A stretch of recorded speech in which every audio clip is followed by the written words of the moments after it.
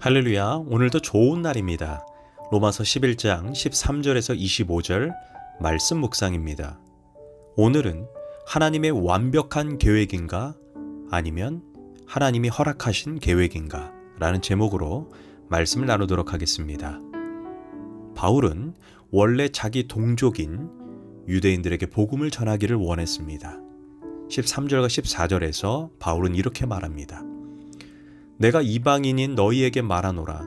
내가 이방인의 사도인 만큼 내 직분을 영광스럽게 여기노니 이는 혹 내 고륙을 아무쪼록 시기하게 하여 그들 중에 얼마를 구원하게 하려 함이라. 원래 바울은 다메섹에서 회심한 후에 제일 먼저 복음을 전하기 위해 자신의 고륙 친척이 있는 유대인 회당으로 갔습니다. 그런데 그가 복음을 전할수록 자신의 동족 유대인들은 바울을 돌로 쳐서 죽이려고 했습니다. 심지어 바울을 죽이기 전까지 먹지도 자지도 않겠다는 결사대까지 생겨났습니다. 그래서 바울은 결국 동족에게 복음을 전할 수 없어 이방인들에게 눈을 돌려 복음을 전하게 된 것입니다. 놀라운 것은 바울을 통해 이방인들이 복음을 듣자 그들은 스폰주가 물을 빨아들이듯이 복음을 흡수했고 예수 그리스도를 영접했습니다. 그때 상황을 사도행전 13장 48절은 이방인들이 듣고 기뻐하여 하나님의 말씀을 찬송하며 영생을 주시기로 작정된 자는 다 믿더라. 바울이 만약 끝까지 나는 동족에게 복음을 전하는 게 사명이고 소명이다 라고 끝까지 고집했다면 복음은 결코 전 세계로 뻗어나갈 수 없었을 것입니다. 결국 유대인들이 복음을 거부함으로 인해 이방 선교의 문이 열린 것입니다. 복음의 증거의 장애가 오히려 더 많은 사람의 영혼을 구원시키는 구원의 통로가 되었습니다. 아마 상식적으로 바울은 이렇게 생각했을 것입니다.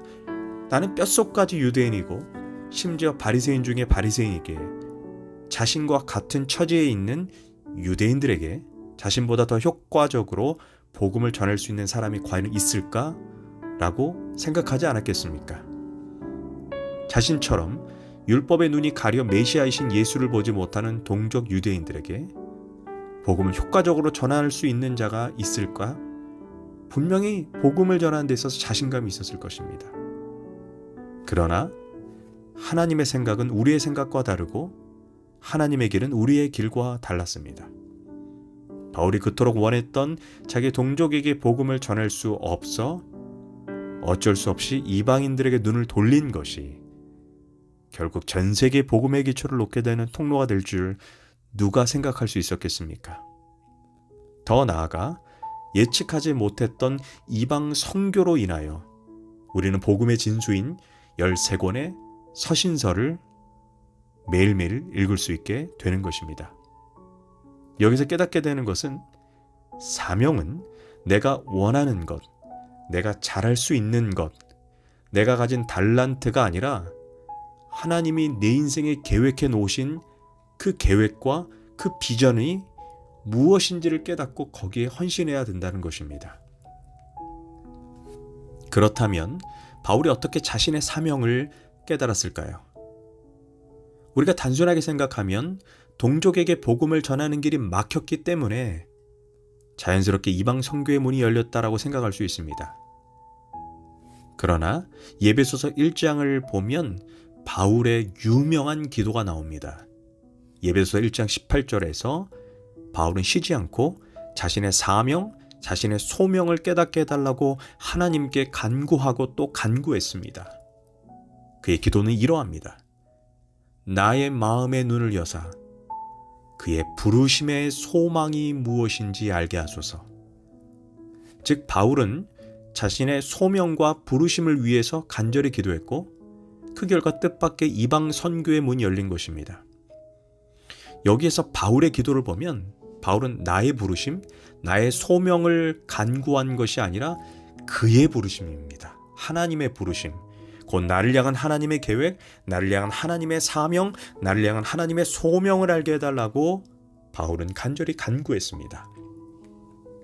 그 결과 바울에게 이방인들을 향한 사역의 문이 열리게 되고 그는 역사의 휙을 긋는 위대한 사역자가 된 것입니다. 하나님께서 귀하게 사용하셨던 케네스 해긴이라는 목사님이 이런 말을 한 적이 있습니다.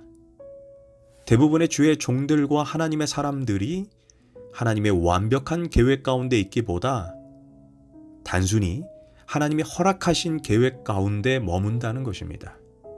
하나님의 완벽한 계획이란 무엇일까요? 하나님께서 우리를 이 세상에 보내셨을 때, 이 세상에 우리를 태어나게 했을 때 우리 개개인을 향한 하나님의 계획, 꿈, 비전, 소명이 있다는 것입니다. 내가 그 일을 감당하지 않으면 안 되는 하나님의 비전과 계획입니다. 그것을 명확히 깨닫고 하나님의 일을 감당하는 사람들을 향해 케네스 해긴 목사님은 하나님의 완벽한 계획 가운데 머무는 주의 종들, 하나님의 사람들이라고 말합니다.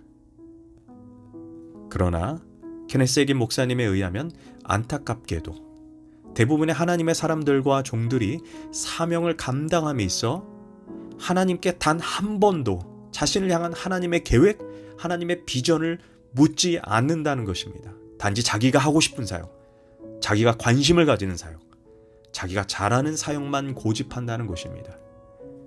그것도 아니면 남들이 제자 훈련이 좋다고 하니 그래 나도 제자 훈련을 합니다. 남들이 어떤 프로그램을 도입해서 부응했다면 또 그 프로그램을 도입해서 따라합니다. 그러다가 실패하면 그때야 왜 하나님 교회 부응이 안 되냐고, 우리 교회는 왜 이러냐고 따진다는 것입니다. 케네스 해긴 목사님은 이렇게 말합니다. 만약 그들이 단 한 번이라도 하나님께 자신을 향한 하나님의 계획, 하나님의 비전, 하나님의 사명을 간절히 묻고 기도했다면 하나님은 분명하게 그들에게 당신의 계획과 비전을 알려주셨을 것이라고 말을 합니다. 그래서 대부분의 사역자들은 단지 그들이 하나님이 허락하신 계획 안에서 사역을 한다는 것입니다. 예를 들면 하나님은 그를 통해 아프리카 선교의 계획을 가지고 계신다고 합시다. 그러나 그는 자신을 향한 하나님의 계획을 묻지 않고 자신이 동남아 선교의 비전을 가지고 있다고 생각하고 동남아를 품고 나아갑니다. 이는 하나님의 완벽한 계획이 아닌 단지 하나님이 그 사람에게 허락한 계획일 뿐입니다. 하지만 하나님의 완벽한 계획이 아니라면 물론 하나님이 허락은 하시지만 그 사역 가운데 하나님의 넘치는 기름 부으심을 결코 경험할 수 없다라고 말합니다. 그래서 많은 하나님의 사람들이 하나님의 넘치는 기름 부으심 가운데 사역을 감당하지 못하는 이유가 바로 하나님이 허락하신 사역 가운데만 머물기 때문이라고 말합니다. 만약 바울이 끝까지 자신의 동족 유대인에게 복음을 전하는 것이 자신의 사명이라고 고집했다면 적어도 바울은 전 세계 복음의 기초를 놓는 사람은 되지 못했을 것입니다. 안타까운 것은 대부분의 많은 주의 종들이 하나님의 완벽한 계획이 아닌 하나님의 허락하신 계획 가운데 머물다가 자신의 생을 마감합니다. 그러나 만약 지금이라도 바울처럼 나의 부르심이 아니라 그의 부르심, 하나님의 부르심을 깨닫게 해달라고 간구한다면 하나님 우리에게도 바울처럼 하나님의 완벽한 계획이 무엇인지 분명히 알려주실 것입니다. 지금 당신은 하나님의 완벽한 계획 가운데 있습니까? 아니면 하나님의 허락하신 계획 가운데 계십니까? 기도하겠습니다. 하나님, 나를 향한 하나님의 분명한 계획을 깨닫게 하소서. 하나님, 내가 잘하는 것, 내가 좋아하는 사역이 아니라 나를 통해 하나님이 가지신 그 분명한 계획 안에 제가 걷게 하시고 그 안에서 나의 사명을 발견할 수 있도록 하나님 인도하소서. 예수님의 이름으로 기도합니다. 아멘.